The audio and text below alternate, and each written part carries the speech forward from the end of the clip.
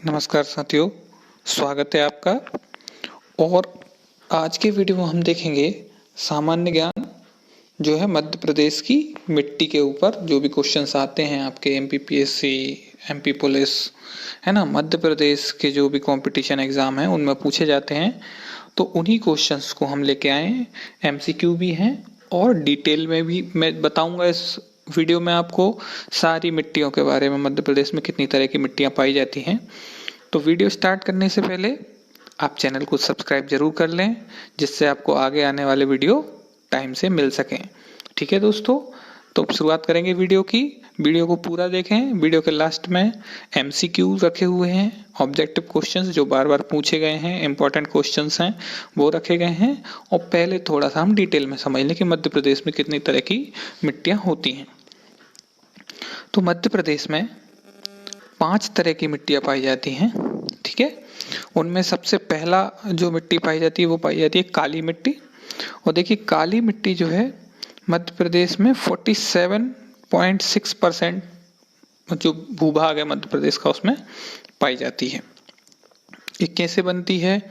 तो देखिए मालवा के पठार में बेसाल्ट नामक आग्नेय चट्टानों से जो लावा होता है उससे ये मिट्टी बनती है ना। तो अब मालवा का पठार बोला है तो मालवा के पठार में रह गई, सतपुड़ा के कुछ भाग में तथा नर्मदा घाटी में ये मिट्टी मिलती है।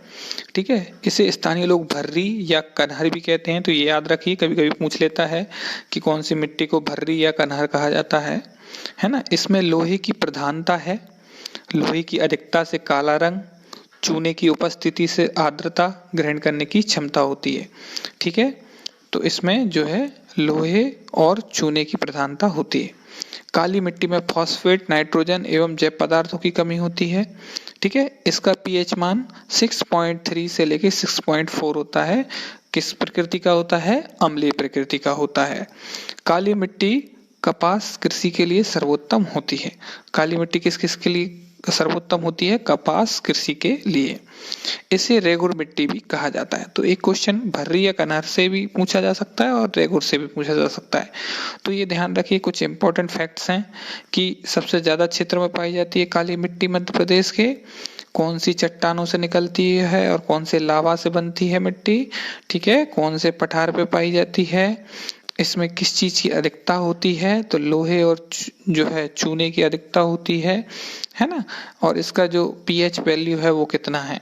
तो ये जो आपके हैं कुछ इंपॉर्टेंट फैक्ट्स हैं जो मैं जल्दी जल्दी आपको बता देता हूँ। उसके बाद हम वीडियो में इंपॉर्टेंट क्वेश्चंस देखेंगे जो ऑब्जेक्टिव क्वेश्चंस आते हैं। तो वीडियो को पूरा जरूर देखिए।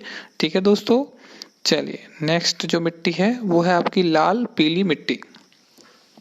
अब देखिए लाल पीली मिट्टी से मतलब है इसका कितना परसेंटेज है? मध्य प्रदेश की टोटल मिट्टियां जो पाई जाती हैं उसमें 18.30%, मतलब 18.30% जो है मध्य प्रदेश के भूभाग पर ये मिट्टी पाई जाती है। कहाँ, कौन सा क्षेत्र है? बुंदेलखंड का कुछ भाग और बघेलखंड में। बघेलखंड में कौन कौन सा है? मंडला और आपका बालाघाट, सीधी, शहडोल जिलों में ये पाई जाती है। इस मिट्टी का निर्माण आर्कियन, धारवाड़ तथा प्रमुखतः गोंडवाना काल की जो चट्टानें हैं उनके ऋतुक्षरण से हुआ है। इसमें ह्यूमस तथा नाइट्रोजन की कमी होती है। इस मिट्टी के पीले रंग का निर्धारण फेरक ऑक्साइड के जल योजन के कारण तथा लाल रंग लोहे के ऑक्सीकरण के कारण होता है। तो ये क्वेश्चन पूछा जाता है कभी कभी कि मिट्टी में पीले रंग का क्या मतलब, किस वजह से है, और जो लाल रंग है वो किस वजह से है। तो पीला रंग के लिए आपका फेरिक ऑक्साइड और लाल रंग के लिए लोहे का ऑक्सीकरण। ठीक है, इसकी पीएच वैल्यू कितनी दी हुई है? 5.5 से 8.5 तक होती है। अर्थात ये मिट्टी कैसी होती है? एसिडिक से होते होते ये जो है आपकी क्षारीय हो जाती है। यह मिट्टी चावल की कृषि के लिए अधिक उपयुक्त है। किस, कौन सी कृषि के लिए? चावल की कृषि के लिए। तो ये कुछ फैक्ट हैं, 2-3 चीजें याद रखिए। एक तो परसेंटेज, कितने परसेंट में फैली हुई है। दूसरा, कौन से क्षेत्र में आती है। तीसरा, किस तरह से बनी है। चौथा, इसमें क्या क्या जो है फेरिक ऑक्साइड है वो क्या कर रहा है, और जो है आपका लोहे का जो ऑक्सीकरण हो रहा है उससे क्या हो रहा है। तो ये ध्यान रखिए, उसका पीएच वैल्यू ध्यान रखिए, और किस कृषि के लिए उपयोगी है। ये ध्यान रखिए। तो ये 5-6 चीजें आप अगर 2-4 बार देखेंगे वीडियो को तो आपको याद हो जाएंगी। ये याद रखेंगे तो आपसे कुछ भी आगे जो क्वेश्चन पूछे जाएंगे वो आप बना पाएंगे। और मैं क्वेश्चन अभी आपको बताने वाला हूँ, बहुत इंपॉर्टेंट क्वेश्चन हैं, बार बार पूछे गए हैं। MPPSC, MPSI, MP पुलिस, है ना, ग्रुप डी, ग्रुप 4, जितने भी एग्जाम होते हैं मध्य प्रदेश से, उन सारे एग्जामों में जो क्वेश्चन पूछे गए हैं वो क्वेश्चन भी हैं इस वीडियो में ही। तो वीडियो को पूरा जरूर देखिए, ठीक है दोस्तों। ठीक है, अब देखिए तीसरे तरह की जो मिट्टी है वो है आपकी जलोढ़ मिट्टी। जलोढ़ मिट्टी राज्य के उत्तर पश्चिमी जिलों, कौन कौन से जिले हैं राज्य के उत्तर पश्चिमी जिले जो हैं, भिंड, मुरैना, शिवपुरी, ग्वालियर में यह मिट्टी पाई जाती है।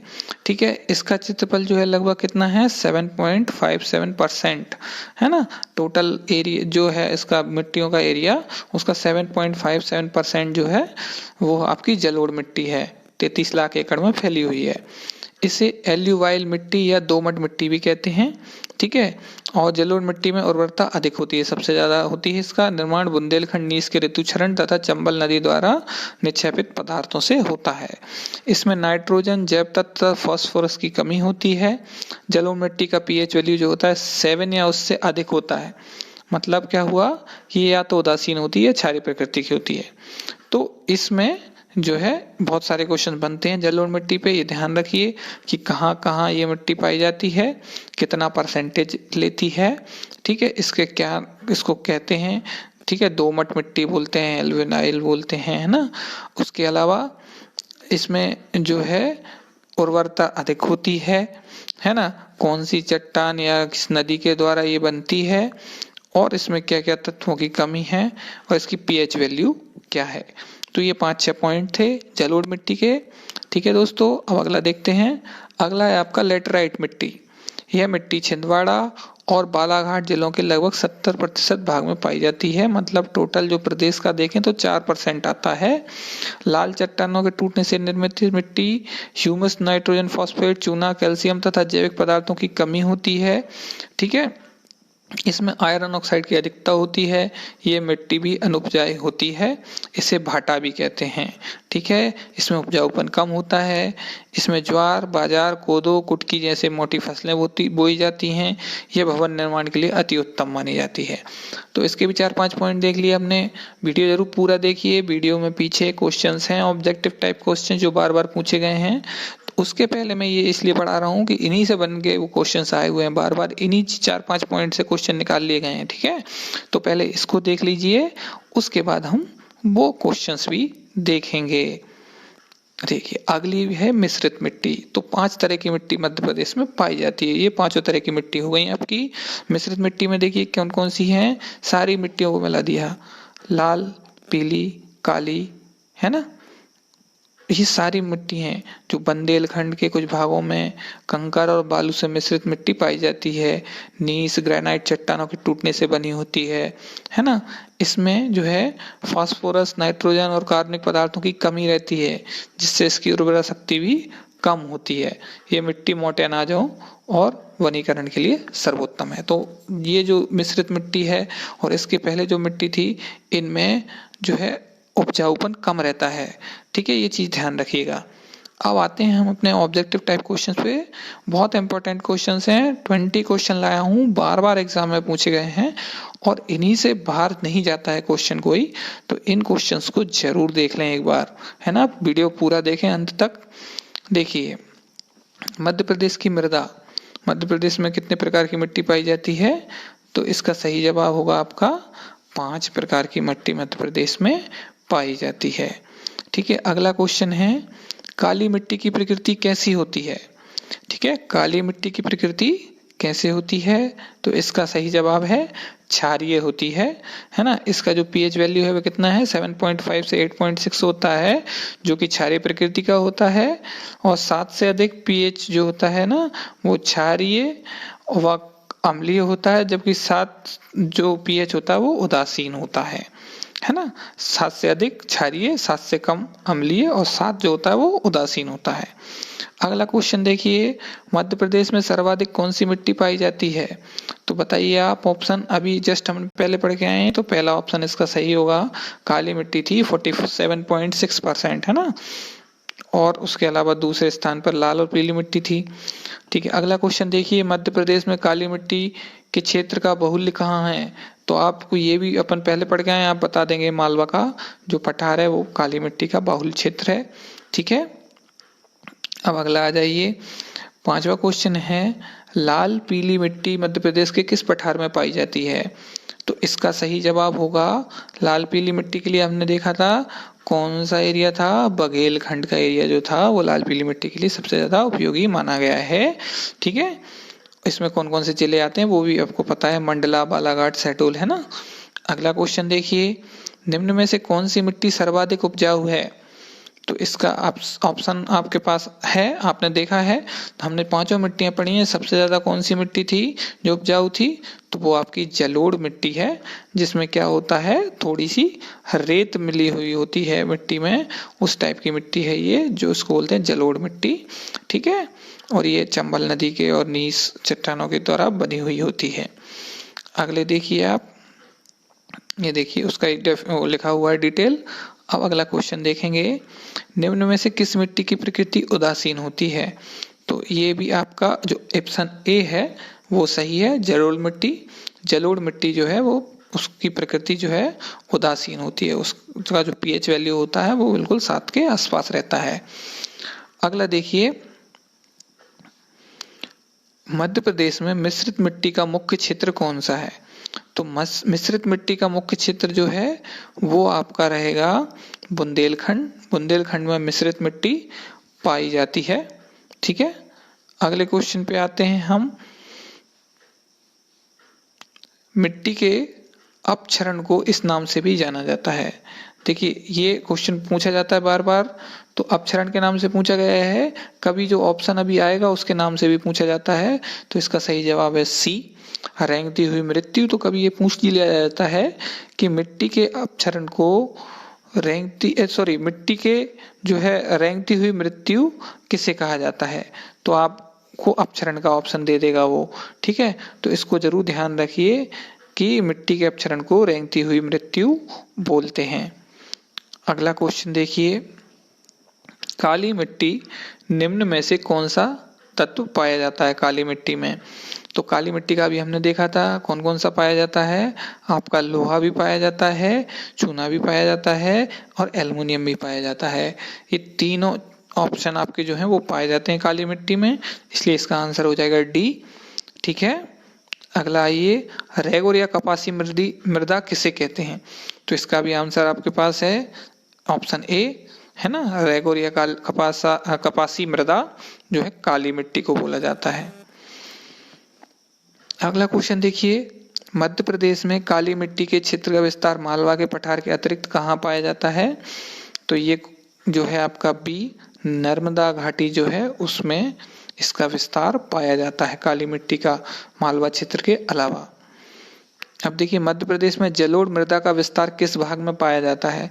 तो देखिए जलोढ़ मृदा चंबल नदी से बन रही है, तो देखिए उसी का आसपास का कोई एरिया होगा, और जो हमारा जो जिसको बोलते हैं ना हम उत्तरी भाग जो होता है ना, वो हमारा जो है जलोढ़ मृदा का भाग कहलाता है मध्य प्रदेश का। मतलब टॉप में जब देखेंगे हम मध्य प्रदेश के, तो वहीं पे ये आपके जिले मिल जाएंगे, आपके मुरैना, भिंड, है ना, तो वहां पे ये पाई जाती है मिट्टी।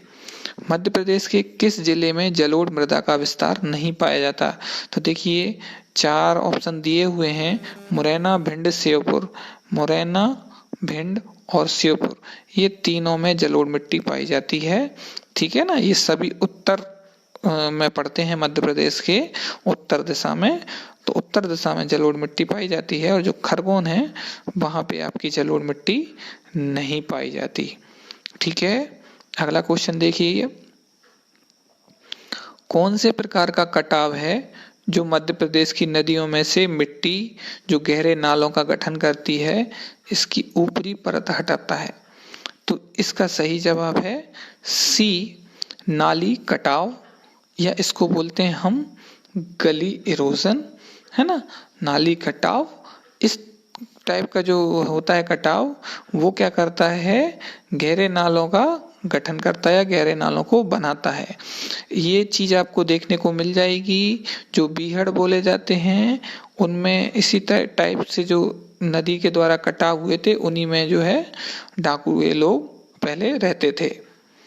मध्य प्रदेश के निम्नलिखित में से किस जिले में मृदा अपरदन की समस्या है?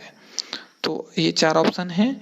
देखिए, भोपाल, खंडवा, जबलपुर, इनमें नहीं होगा। मैंने पहले ही बताया था, मुरैना, भिंड, है ना, वो जो एरिया है उस तरफ आपको ये समस्या मिलेगी। ठीक है। अगर मिट्टी अम्लीय है तो सुधार के लिए किसका प्रयोग लाभदायक होगा? तो इसका सही जवाब होगा आपका चूने का प्रयोग करेंगे, जिससे क्या होगा, मिट्टी जो है वो लाभदायक अम्लीय है तो उसको हम सुधार कर पाएंगे। और अगर वो क्षारीय है तो क्या करना होगा? क्षारीय है तो जिप्सम का प्रयोग करेंगे, है ना। तो ये दोनों ऑप्शन आपको दिए हुए हैं। तो जब अम्लीय होगी तो चूने का और क्षारीय होगी तो जिप्सम का।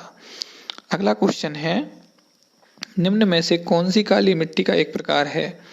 तो ये हमको जो ऑप्शन दिए हैं ये तीनों काली मिट्टी के प्रकार हैं। ठीक है, ये तीनों काली मिट्टी के प्रकार हैं। और तीनों को हमने जब काली मिट्टी को हम पढ़ते हैं मध्य प्रदेश में तो इन तीनों भागों में उसको बांट देते हैं। ठीक है, तो उसका अलग अलग परसेंटेज है। देखिए, जो गहरी काली मिट्टी है वो है 3.5%, है ना। साधारण काली मिट्टी है वो है आपकी 33%, मतलब सबसे ज्यादा ये बीच वाली जो साधारण काली मिट्टी है वो पाई जाती है। और तीसरी है छिछली काली मिट्टी, जिसका कि 7% जो है परसेंटेज है टोटल काली मिट्टी के परसेंटेज में। ठीक है, अगला देखते हैं, मध्य प्रदेश की उत्कात भूमि या वेटलैंड परिणाम है। तो ये है आपका ए अवनलिका अपरदन, इसका परिणाम ही है वेटलैंड। ठीक है, नेक्स्ट क्वेश्चन देखिए आप, लाल पीली मिट्टी के रंग में पीले रंग के लिए उत्तरदायी है। तो देखिए, अभी ये थोड़ी देर पहले ही हमने पढ़ा था। तो पीले रंग के लिए क्या उत्तरदायी होता है? Ferric oxide. और लाल रंग के लिए होता है लोहे का ऑक्सीकरण। ठीक है, ये चीज मैंने बताई थी आपको पहली वाली स्लाइडों में। जब देखेंगे आगे तो हम जब मिट्टियों को पढ़ रहे थे तो उसमें ये क्वेश्चन था, और उसी से देखिए ये क्वेश्चन आया हुआ है, एग्जाम में पूछा गया है। और ये वही क्वेश्चंस हैं जो एग्जाम में पूछे गए हैं बार बार, तो इनको अच्छे से पढ़ना है, ये रिपीट होते हैं क्वेश्चन। ठीक है, थैंक यू दोस्तों वीडियो देखने के लिए। और अभी तक अगर चैनल को सब्सक्राइब नहीं करा है तो तुरंत सब्सक्राइब करिए। बहुत अच्छे वीडियोस आने वाले हैं, टॉपिक वाइज जीके है, पूरा मध्य प्रदेश का जीके मिलेगा आपको, कहीं और आपको भटकने की जरूरत नहीं पड़ेगी। Thank you.